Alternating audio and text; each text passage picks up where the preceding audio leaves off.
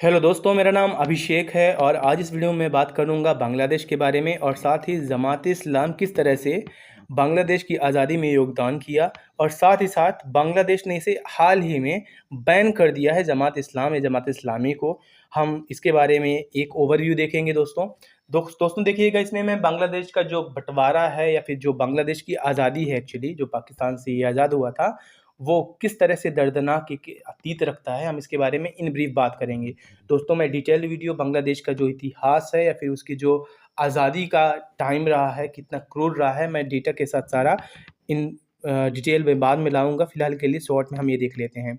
दोस्तों देखिएगा है क्या कि पहले जो आज का बांग्लादेश है, पूर्वी पाकिस्तान के रूप में जाना जाता था। 1947 में जब ब्रिटिश भारत से अलग होकर पाकिस्तान बनाया गया तो 2 टुकड़ों में बनाया गया, 2 भागों में बनाया गया। उनके पास हिस्सा काफ़ी ज़्यादा था, आबादी काफ़ी कम गई थी। एक हिसाब से देखा जाए तो पश्चिमी पाकिस्तान जो आज का पाकिस्तान है और पूर्वी पाकिस्तान जो कि अब बांग्लादेश है। दोस्तों धर्म के नाम पे ये देश बना, बहुतायत वहाँ पे मुस्लिम्स रहे हैं और बड़ी संख्या में अल्पसंख्यक हिंदू भी पलायन किए थे, या फिर पलायन आप ना बोलें, क्योंकि ये बात थी कि जो जहाँ पे रहेगा, जो जहाँ पे है, काफ़ी लोग वहीं पे थे। यही वजह है कि वहाँ पे बहुतायत आपको अ, हिंदूज़ भी दिख जाएँगे, जिस तरह से आपको इंडिया में बहुतायत कई जगह मुस्लिम्स भी दिखते हैं। दोस्तों 1970 के जो पाकिस्तान का चुनाव है, मेन यही रीज़न है बांग्लादेश के बँटवारे की या बांग्लादेश के आज़ाद होने की। दोस्तों 300 टोटल सीट्स रहती हैं। पाकिस्तान जो प्राइम मिनिस्टर का इलेक्शन रहता है, उसमें 162 सीट जो है वो पूर्वी पाकिस्तान मतलब आज के बांग्लादेश में था, जिसमें से 160 सीटों में अवामी लीग के जो मुजीबुर रहमान हैं, वो चुनाव जीत जाते हैं। मुजीबुर रहमान जी जो हैं, ये आज़ाद बांग्लादेश की पैरवी कर रहे थे। ये बंगाली भाषा की ज़्यादा पैरवी कर रहे थे। ये बंगाल से थे और बोल रहे थे कि जो अधिकार आप पश्चिमी पाकिस्तानियों के पास है, आप वही अधिकार और वही समानता आप पूरी पाकिस्तानी भी बंगालियों के साथ भी आप दिखाइए। दोस्तों होता क्या है कि जो पश्चिमी पाकिस्तान है, उसका दोहरापन रहता है। होता क्या है कि जो बंगाली भाषी रहते हैं, उनके साथ उनका कोई ज़्यादा अधिकार वो देते नहीं हैं, राजनीतिक उनको उतना ज़्यादा अ, अधिकार देते नहीं हैं। जैसा कि आपने देखा है कि जो मुजीबुर रहमान इलेक्शन जीतते हैं, लेकिन उनको प्रधानमंत्री नहीं बनाया जाता। अब देखिएगा 1947 के बाद से लेके 70 तक जितने भी चाहे आप प्राकृतिक आपदाएँ आप बांग्लादेश में देखें या पूर्वी पाकिस्तान में देखें, उसमें पश्चिमी पाकिस्तान जो राजनीतिक रूप से ज़्यादा मज़बूत था, उसने कभी भी बंगालियों को ज़्यादा मदद नहीं की। उर्दू एक तरफ से थोपने की कोशिश की, मतलब बंगाली ये बोला जा रहा था, दबाव दिया जा रहा था कि आप you are a Muslim country uh, to eastern Bangladesh और ईस्टर्न पाकिस्तान जो आज बांग्लादेश है, कि आप मुस्लिम कंट्री हैं और आप बंगाली अपना लैंग्वेज छोड़ के उर्दू अपना लीजिए। और ये कहीं न कहीं जो बंगाली हैं, भले उनका रिलीजन अ, बदल चुका था, दूसरा हो चुका था, लेकिन उनकी जो संस्कृति है, उनका जो रिवाज है, वो उससे दूर नहीं जा पा रहे थे। दोस्तों यही सारी रीज़न्स हैं जिनको मुजीबुर रहमान जी ने उठाया था। अब देखिए होता क्या है कि जो पश्चिमी पाकिस्तान की राजनीतिक महत्वाकांक्षा है, इसके बारे में हमने ऑलरेडी बात कर लिया है कि जो साधन संपन्नता भले आज के बांग्लादेश या फिर पूर्वी पाकिस्तान के पास ज़्यादा रहा हो, लेकिन राजनीतिक महत्वाकांक्षा या फिर सत्ता में टिके रहने की जद्दोजहद सेना के साथ मिलके ये पूरा का पूरा पश्चिमी पाकिस्तान में ज़्यादा रहा है। और यही आप देखेंगे कि आज़ादी के बाद से उथल-पुथल या फिर जो राजनीतिक एक ब्लंडर आप बोलें, पश्चिमी पाकिस्तान में लगातार बना रहा। राजकीय जो भाषा रही है, राजभाषा रही है, पाकिस्तान की एकमात्र उर्दू रही है। इसकी खिलाफत जो बंगाली मुस्लिम्स रहे हैं उन्होंने किया, बंगाली जो नेटिव्स रहे हैं उन्होंने किया कि आप बंगाली को भी बराबर का हक दीजिए, सिर्फ़ उर्दू एकमात्र भाषा नहीं होनी चाहिए जो हम पे आप थोपने का प्रयास कर रहे हैं। येट हमारा रिलीजन सेम है, लेकिन हम आप पर नहीं हैं, हम उर्दू नहीं मानने वाले हैं, हमारी जो मातृ टंग है, मदर लैंग्वेज है वो बंगाली है। इनका कहना ये था।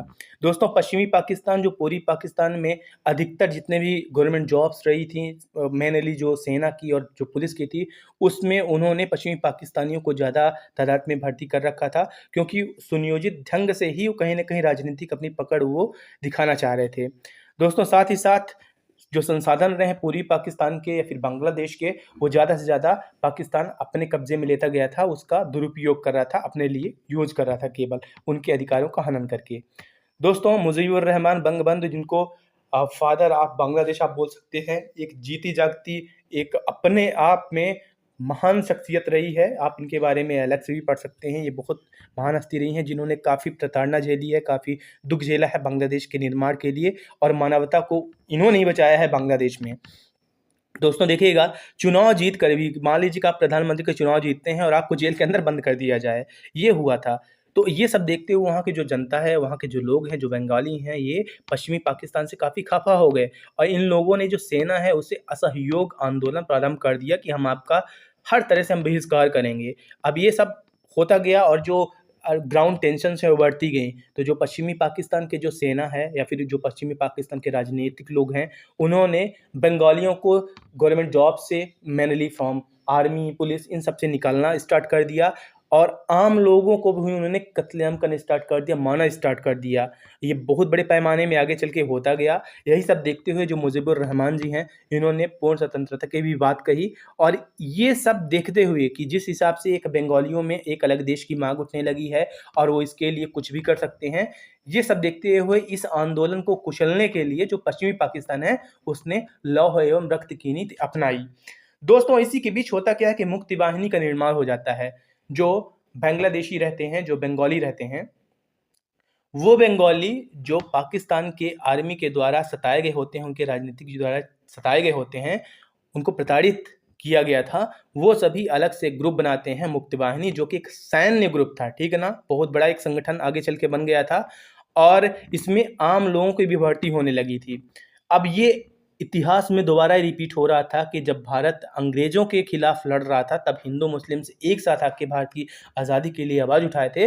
अब बांग्लादेश की आज़ादी के लिए अगेन, चाहे वो communist party as per Hindu leaders के तौर पे रही हो, और चाहे आप कॉमन तौर पे हिंदू मुस्लिम एकता आप बांग्लादेश की आज़ादी में भी देखेंगे। यहाँ पे हिंदू मुस्लिम एक साथ कंधे से कंधा मिला के सामने आए। मुक्ति वाहिनी में इन्होंने सैन्य प्रशिक्षण और हथियार सब भारत से प्राप्त किया, भारत सरकार ने इनको उपलब्ध कराया। और देखिएगा, जितने भी बेकसूर बंगाली सताए जा रहे थे, मारे जा रहे थे, वो कहीं न कहीं पलायन कर रहे थे और भारत की तरफ आ रहे थे, और यहाँ से उन्होंने जो मुक्ति वाहिनी का एक विशेष अभियान है, उसमें उन्होंने पार्टिसिपेट किया, भाग लिया।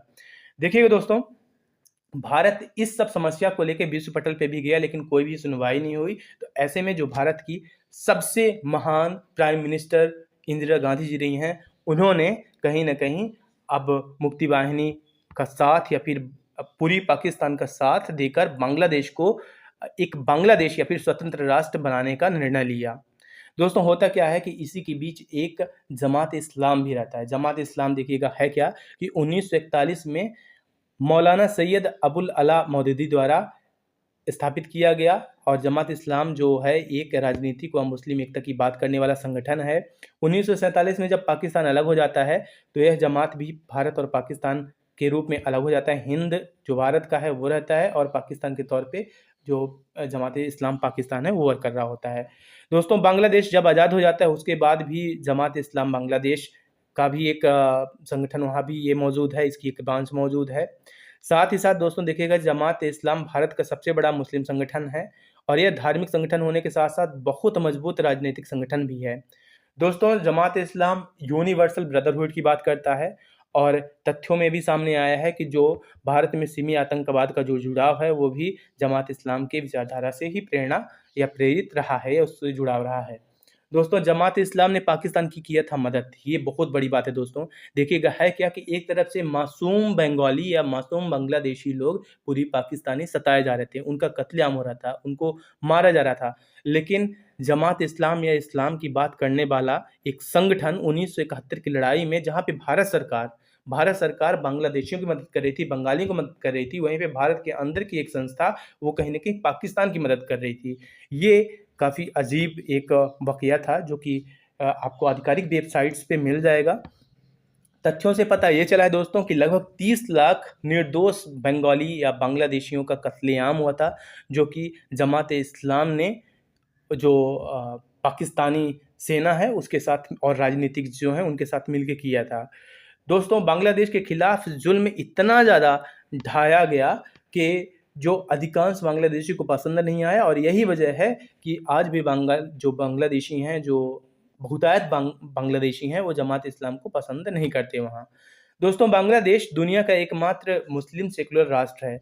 ये बात तो तय है कि और ये बात सच भी है कि जो बांग्लादेश है वो मुस्लिम कंट्री है, लेकिन वहाँ के जो एजुकेशन लेवल है, वहाँ की जो वैचारिक अभिव्यक्ति है या फिर वैचारिक जो ग्रोथ है, वो बकाया कई देशों से काफ़ी बेहतर है, काफ़ी अच्छी है।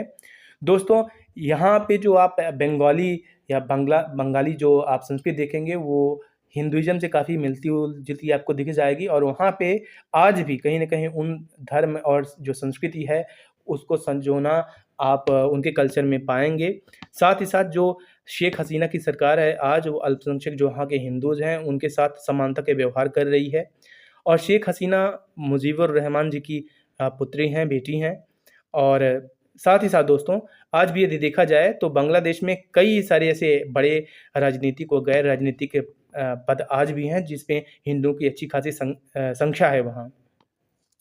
दोस्तों, ये बहुत बड़ी बात है, लेकिन दूसरी तरफ देखा जाए तो धार्मिक कट्टरता बांग्लादेश पे भी अपने पैर पसारे हुए है और 2013 में जो जमात-ए-इस्लाम है, इसके पंजीकरण को वहाँ की जो सुप्रीम कोर्ट है, उसने रद्द कर दिया था और बोला था कि ये अराजक तत्व की श्रेणी में आता है और इसे राष्ट्रीय किसी भी प्रकार के इलेक्शंस में पार्टिसिपेट करने का कोई भी हक नहीं है।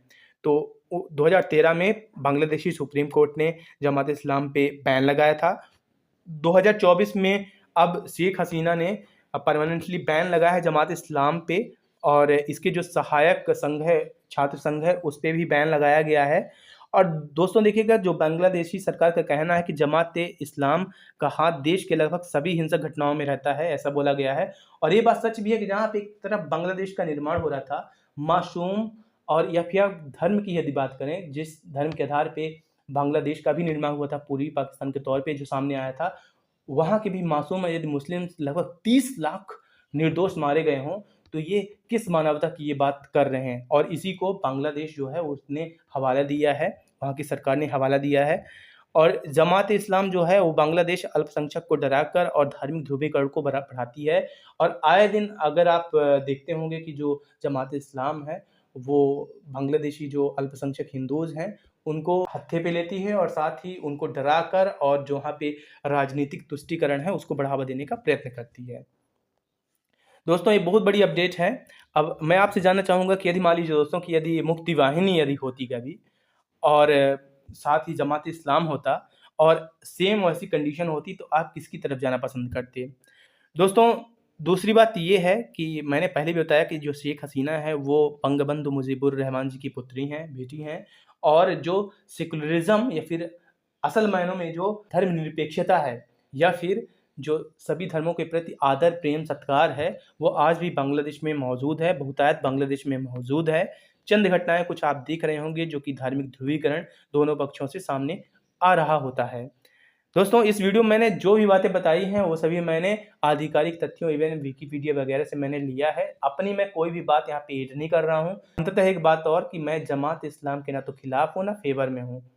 ये बात सिर्फ़ और सिर्फ़ पब्लिक के या फिर व्यूअर्स के संज्ञान में लाने के लिए मैंने बनाया है कि आखिर जमात-ए-इस्लाम क्या है और साथ ही साथ इसका बांग्लादेश की आज़ादी से इनका किस तरह से नाता रहा है कि मतलब किस तरह से इन्होंने बांग्लादेश का विरोध किया था उनकी आज़ादी का और भारत में एक संस्था होने के बावजूद भी इन्होंने पाकिस्तान की मदद किया था 1971 के वार में। ये आपको आधिकारिक तौर पे डॉक्यूमेंटेशन के तौर पे भी मिल जाएगा। मेरी अपनी अपने तरफ से कोई भी बात नहीं है। Thank you.